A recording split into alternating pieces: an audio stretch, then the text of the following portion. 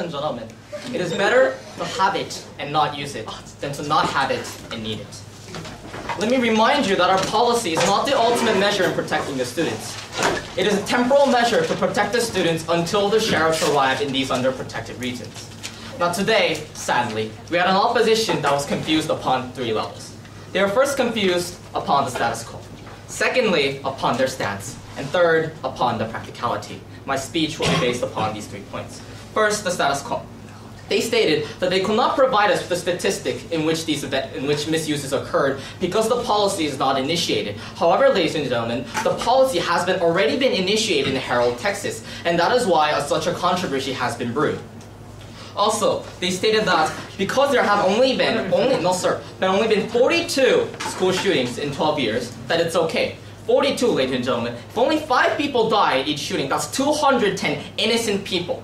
That is half of the first grade of Daewon Fort Lynch High School. Half of those people died innocently without reason.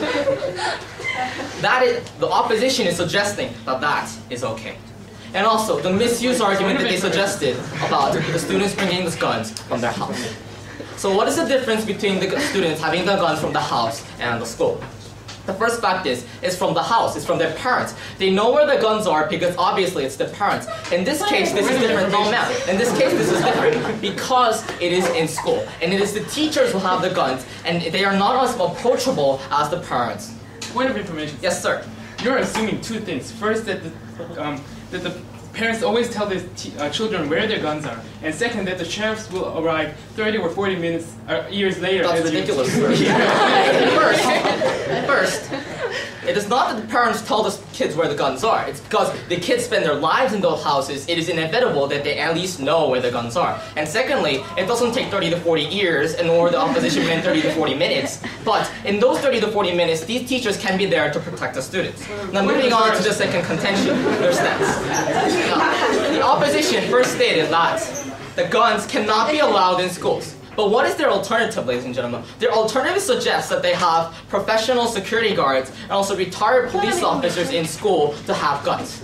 It's a contradiction upon their very stance. They accept their premise that we need this policy, yet rebut it, but however provide their alternative upon our premise that there is a certain need for our policy. Point of information. Yes, sir. We are saying your policy is good. However, our policy is more safer, is more efficient, and because of that reason, our policy should be voted for. So your policy is not practical because, let's see, first, if we have the money to hire the security guards, why don't we just build a new police station and have more police officers? And secondly, if you're going to get retired police officers, why get them at all? There's a reason they're retired, ladies and gentlemen. They're 65 years old. They have arthritis. They have to take their meds every hour. You want these people protecting your children? No, that's totally ridiculous. How can these 65-year-old retirees protect your children? Point of information. No, sir. How can they protect your children? That is where the practicality comes in. 3 men in the whole county. How can they volunteer? There's 3 men patrolling a 999 square mile radius. How can they protect the children as well as protecting the citizens? They're compromising the security of the whole county to protect the schools. What we suggest is that we hand the rights of protecting the students to the teachers so we don't compromise the security of the whole county and also level the security of the school.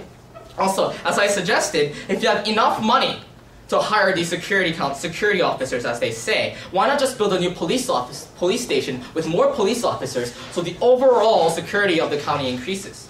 Now, so, today, if you are for preventing these crimes, if you are protecting these students, and if you're for promoting a better learning environment, and not for having 65-year-olds protecting your children, please vote for proposition. Thank you.